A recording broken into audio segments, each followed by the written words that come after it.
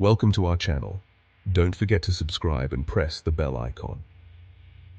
A Wi-Fi hack is any technique used to gain unauthorized access to a Wi-Fi network. Typically, this is done by exploiting security flaws or vulnerabilities, allowing the attacker to steal confidential information or disrupt the network's normal operations. Alright, let's get down to brass tacks. What exactly is Wi-Fi hacking? In a nutshell, it's gaining unauthorized access to a wireless network. Think of it like picking the lock on your neighbor's digital door. Ethical hacking or penetration testing is all about finding vulnerabilities in a system so you can fix them before the bad guys exploit them. It's like being the security consultant who tells your neighbor, "Hey, your back door is wide open. You might want to do something about that."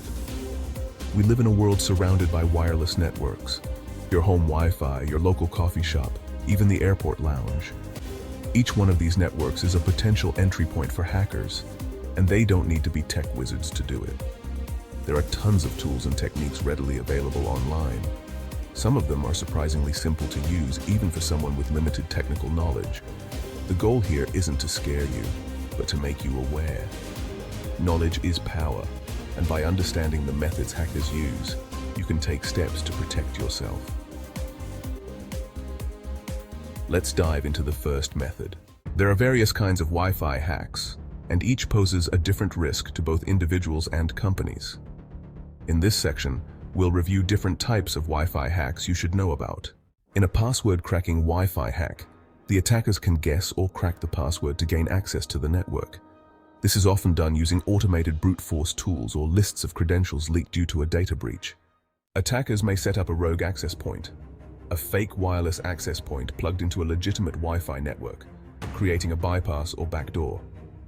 This allows an attacker to intercept all the data that victims send and receive over the network, including sensitive data such as financial information and login credentials. In a MITM attack, malicious actors insert themselves between two devices communicating on a network. Each device believes it is talking to the other, but is really talking to the attacker, who may capture or manipulate the exchanged information. A rogue wireless access point, AP, that poses as genuine and steals confidential data without the end user's awareness is known as an evil twin attack.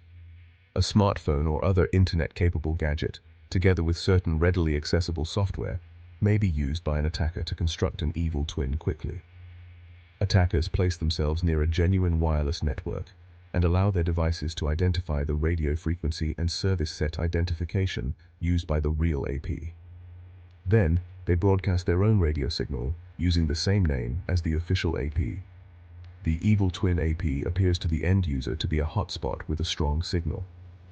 This is because the attackers have not only impersonated the good twin by using the same Wi-Fi network name and configurations, but also physically positioned themselves close to the end user, where the signal is most likely to be strongest.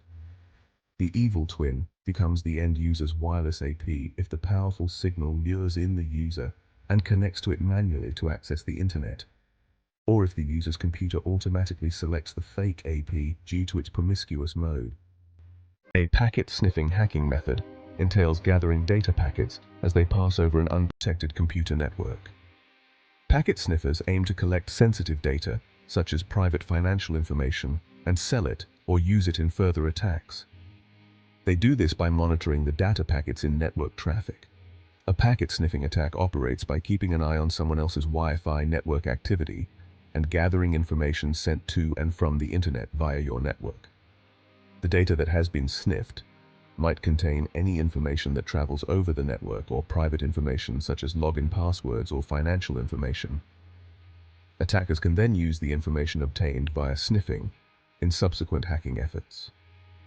Use a VPN to encrypt your connection and help stop hackers from obtaining any personal data you post online if you're connected to any public Wi-Fi networks like a coffee shop, airport, or hotel.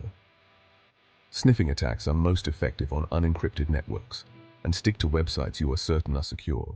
Jamming attacks involve the use of unwanted interference on wireless communication systems, such as Wi-Fi, Bluetooth, and mobile phone or home networks.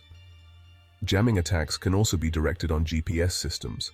The goal of a jamming attack is to jam a network. which can stop devices from interacting, interfere with the provision of necessary services, or even cause a denial of service (DOS) attack that takes down the network completely.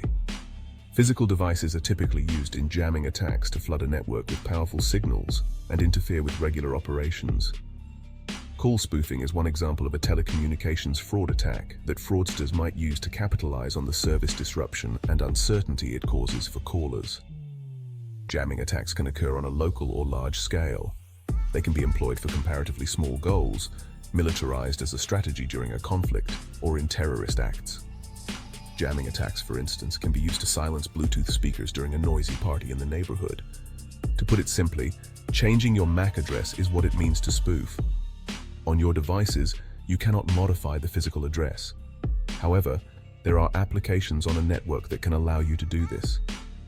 MAC spoofing offers benefits such as gaining access to networks restricted to specific MAC addresses, concealing the true identity of the originating device, and preventing tracking or traceback.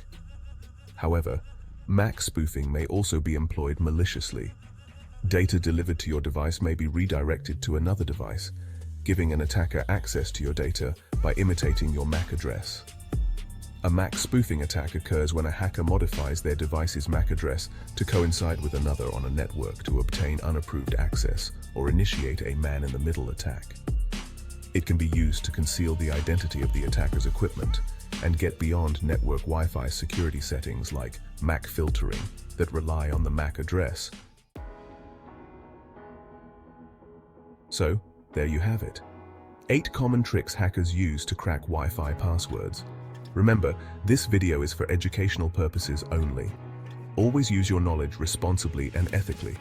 The goal here isn't to turn you into a hacker, but to make you aware of the threats out there so you can protect yourself. Don't forget to like, share, and subscribe for more tech insights.